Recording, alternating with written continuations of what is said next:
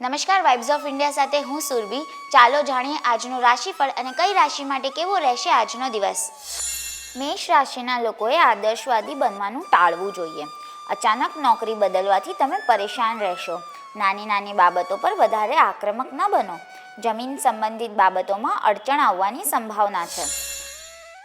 વૃષભ રાશિના લોકોના બધા કામ સમયસર પૂરા થશે. મનોરંજનના સાધનોમાં રસ લેશો. તમારી સલાહથી લોકોને ઘણો ફાયદો થશે. પ્રેમ સંબંધોને પરિવાર તરફથી મંજૂરી મળી શકે છે. મિથુન રાશિના લોકોના પરિવારમાં કોઈ વધારાનું કામ થશે. સ્વાસ્થ્ય થોડું નબળું રહી શકે છે. વિદેશ પ્રવાસની તકો છે. યોજનાઓનો અમલ કરવામાં સરળતા રહેશે. કર્ક રાશિના લોકોને વ્યવસાયિક હેતુ માટે યાત્રા થઈ શકે છે. બિનજરૂરી ખર્ચાઓ પર નિયંત્રણ રાખવું પડશે. કામકાજમાં અવરોધો આવવાની સંભાવના છે. વિદ્યાર્થીઓને અભ્યાસમાં ખૂબ મહેનત કરવી પડશે. સિંહ રાશિના લોકોએ સમજી વિચારીને જ નાણાકીય નિર્ણય લેવો. આજે કેટલાક મહત્વપૂર્ણ કામ અટકી શકે છે. વહીવટી તંત્ર સાથે જોડાયેલા લોકોએ સાવચેત રહેવું જોઈએ. અનૈતિક પ્રવૃત્તિઓ તરફ પ્રેરિત થઈ શકો છો. કન્યા રાશિના લોકોને કાર્યસ્થળમાં સકારાત્મક પરિણામ મળવાથી મન પ્રસન્ન રહેશે. તમને તમારા જીવનસાથી તરફથી સંપૂર્ણ સહયોગ મળશે. તમારી યોજના સફળ થશે. વિવાદિત મામલાઓનો ઉકેલ લાવી શકશો. તુલા રાશિના લોકો બીજાને મદદ કરવા માટે શ્રેષ્ઠ પ્રયાસ કરશે. તમારી યોજનાઓ લોકો સાથે શેર ન કરો. લોકો તમારી નિર્દોષતાનો ફાયદો ઉઠાવી શકે છે. કાર્યસ્થળમાં અચાનક ફેરફારો કરવા પડી શકે છે.